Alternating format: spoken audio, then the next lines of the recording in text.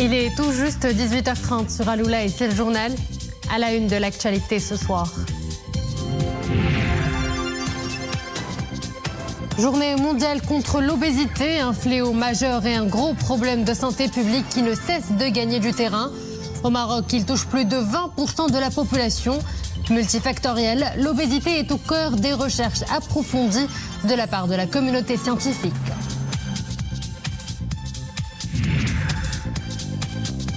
Les dates produits vedettes du mois de Ramadan, elles agrémentent délicieusement nos tables de l'iftar. Elles se déclinent en plusieurs variétés pour le bonheur de nos papilles.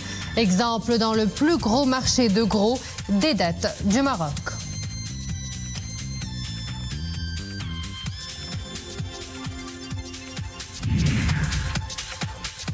Pour la 6e année consécutive, l'ambassade de Suisse au Maroc organise son concours de production journalistique. Des étudiants en journalisme y participent avec des capsules et des contenus audiovisuels autour du thème « L'inclusion socio-économique au Maroc » à la découverte des maisons de jeunes. Bonsoir à tous. En exécution des très hautes instructions royales, Abdeltefloudi, ministre délégué auprès du chef du gouvernement, chargé de l'administration de la défense nationale, a reçu aujourd'hui au siège de cette administration, en présence du général de corps d'armée Mohamed Berrid, inspecteur général des forces armées royales et commandant la zone sud, Thomas Hichler, ministre délégué allemand de la défense, en visite de travail au royaume, accompagné de l'ambassadeur d'Allemagne accrédité à Rabat. Au cours de cette réunion, les discussions ont mis en lumière les sujets d'intérêt commun et les voies de redynamiser davantage la coopération militaire bilatérale, la lutte contre le terrorisme, l'immigration clandestine, le crime transfrontalier et les trafics illicites. Dans ce sillage, le ministre allemand a exprimé la volonté de relancer la collaboration bilatérale par la conclusion d'un accord de coopération militaire qui sera suivi par des accords spécifiques dans le domaine de défense et de la protection des informations classifiées. Ce drame de la circulation routière qui a coûté la vie à plus de 6 personnes et fait 17 blessés, il s'est produit au niveau de l'axe reliant la commune de l'Rnimiyin à la province de Barchid. L'accident est survenu lorsqu'un véhicule de type pick-up transportant à son bord plusieurs citoyens qui rentraient d'un mariage est entré en collision avec un autre véhicule. Un violent choc qui a donc coûté la vie à 6 personnes et fait 17 blessés. Aussitôt avisées, les autorités compétentes sont intervenues pour évacuer les blessés à l'hôpital local. Une enquête a été diligentée par les autorités compétentes sous la supervision du parquet en vue de déterminer les circonstances de cet accident.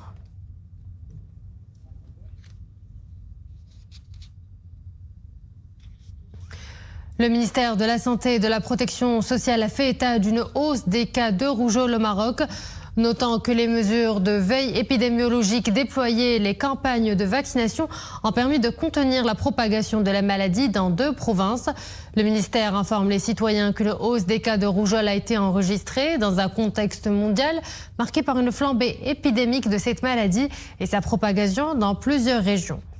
À l'échelle nationale, une augmentation significative des cas de rougeole a été observée depuis la mi-septembre dernier, en particulier dans la région Souss-Massa, notant qu'immédiatement après, le ministère, à travers ses services régionaux et prévention, a pris une série de mesures de terrain portant sur le renforcement de la veille épidémiologique et des campagnes de vaccination, ce qui a permis de contenir la propagation de la rougeole. Les cas enregistrés ces dernières semaines étant concentrés dans les seules provinces de Taroudant et de Chouka Aïtbaha. Le ministère note à ce sujet que les enquêtes épidémiologiques sur le terrain ont relevé une baisse de la demande de la vaccination dans plusieurs agglomérations, ce qui favorise la propagation du virus et l'émergence de foyers épidémiques. 1 milliard de personnes en souffrent dans le monde, soit un habitant de la planète sur 8. La prévalence de l'obésité a de quoi inquiéter. Au Maroc, elle menace près de la moitié de la population d'ici 2035. Et ce lundi 4 mars marque la journée mondiale de lutte contre l'obésité. Focus sur un problème de santé publique majeur dans ce reportage à Fès d'Anouar El-Romari et le commentaire est de Mariam Messi.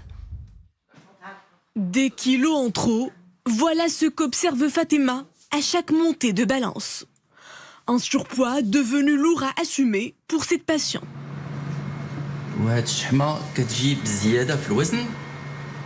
En examen d'imagerie chez son médecin traitant, On lui diagnostique la stéatose hépatique, une maladie graisseuse du foie très fréquente chez le sujet obèse. L'excès de poids m'a causé un diabète, une arthrose au niveau des articulations des genoux.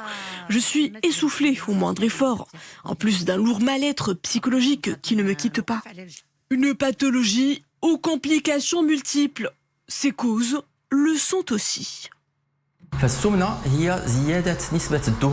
En plus de la prédisposition génétique, l'alimentation industrielle à excès, le mode de vie sédentaire, très peu pratique une activité physique, autant de facteurs qui accélèrent la prise de poids. Un véritable problème de santé publique et le Maroc est loin de faire figure de bon élève. Près d'un Marocain sur 5 est en surpoids ou souffre d'obésité, associée à de nombreuses morbidités.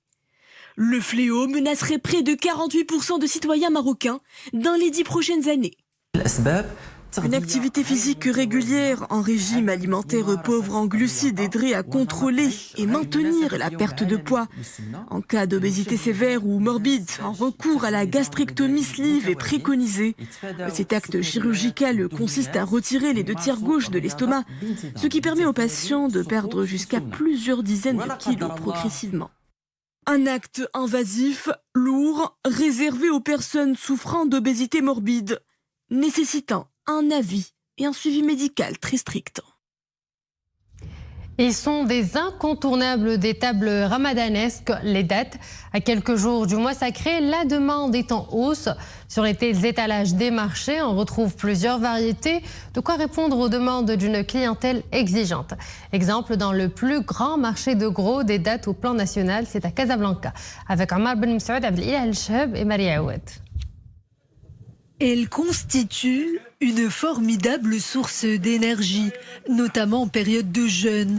La date est le fruit roi du ramadan. En plus de la production nationale qui avoisine les 100 000 tonnes cette saison, 60 000 tonnes ont été importées notamment d'Irak et d'Égypte. De quoi proposer un large choix aux consommateurs. Casablanca est le centre névralgique du commerce des dattes. Toutes les villes du Maroc viennent s'approvisionner ici dans ce marché, car on y trouve plusieurs variétés qui proviennent du monde entier. Bien sûr, avant d'être vendues aux consommateurs marocains, les dattes exportées sont soumises à des tests en laboratoire, afin de s'assurer de leur qualité. Cette année, nous avons l'embarras du choix. Il y a des dattes pour tous les goûts et pour toutes les bourses, de quoi bien se faire plaisir. Gourmandes, les dattes mejhoul ont une saveur caramélisée. Les dattes jouey, de couleur sombre, contiennent de nombreux nutriments. Et les dattes fgous sont appréciées en raison de leur texture qui fond en bouche. 14e producteur de dattes au monde, le Maroc ambitionne de doubler sa production de dattes d'ici 2030. Le Maroc est riche de sa production de dattes. Chaque région produit une variété différente avec un goût plus ou moins prononcé. À Zagora, par exemple, on produit des dattes fgous très populaires dans les régions du sud. Avec une consommation moyenne de 3 kilos par an et par habitant au Maroc, la date est un allié santé par excellence. Riche en magnésium, en oligo-éléments et en fibres. Avec 282 calories pour 100 grammes, la date est à consommer sans modération, ou presque. Direction à présent Washington, la Maison-Blanche où a eu lieu ce lundi l'annonce des lauréates des prix 2024 de l'International Women of Courage Award Recipients lors d'une cérémonie présidée par la première dame des États-Unis, Madame Jill Biden, et le secrétaire d'État américain Anthony Blinken.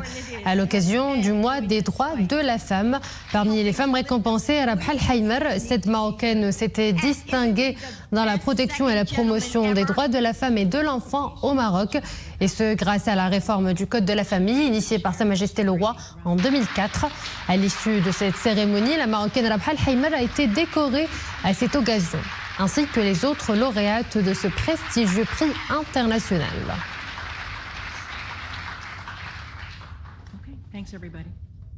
Les développements de cette distinction sont donc à suivre dans nos prochaines éditions. À l'international, au Proche-Orient, plus précisément, les négociations ont repris hier au Caire en vue d'une trêve à Gaza, et cela pendant le Ramadan, au moment où de nouveaux bombardements israéliens meurtriers ont eu lieu au territoire palestinien assiégé et menacé de famine selon l'ONU. La proposition des médiateurs porte notamment sur une pause de 6 semaines des combats et la libération de 42 des 130 otages israéliens encore retenus contre des Palestiniens encore emprisonnés par Israël. Un drame humanitaire qui a coûté la vie à plus de 30 500 personnes. Et les combats font toujours rage entre la Russie et l'Ukraine. Le renseignement militaire ukrainien affirmait avoir endommagé un pont ferroviaire dans la région russe de Samara à plus de 750 km de la frontière ukrainienne, assurant que cette action ralentissait le transport de matériel militaire.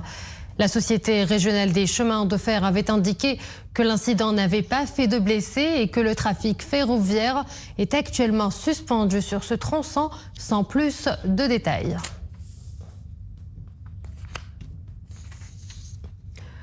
Aux États-Unis, la plus grosse tempête de neige de la saison a pris d'assaut la région de la Sierra Nevada. Une rude tempête de neige accompagnée de violentes bourrasques dépassant les 160 km/h sur les sommets de la Sierra Nevada. Les précipitations de neige pourraient atteindre jusqu'à 3,5 mètres de hauteur ces prochains jours en altitude. Les autorités ont fermé plusieurs routes à la circulation.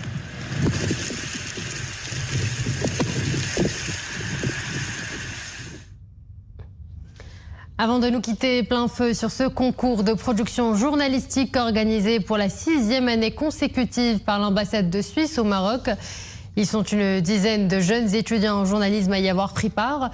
Tous ont produit des œuvres qui mettent en avant des maisons de jeunes. Le chemin a été long, pas toujours facile, mais la passion et la persévérance ont fini par payer. Ils sont jeunes étudiants en journalisme, issus de différentes régions. Des semaines durant, ils ont planché sur des reportages audiovisuels autour de la thématique des maisons de jeunes. Leurs projets ont particulièrement retenu l'attention du jury. Aujourd'hui à l'Institut supérieur des métiers de l'audiovisuel et du cinéma de Rabat, ils présentent le fruit de leur créativité.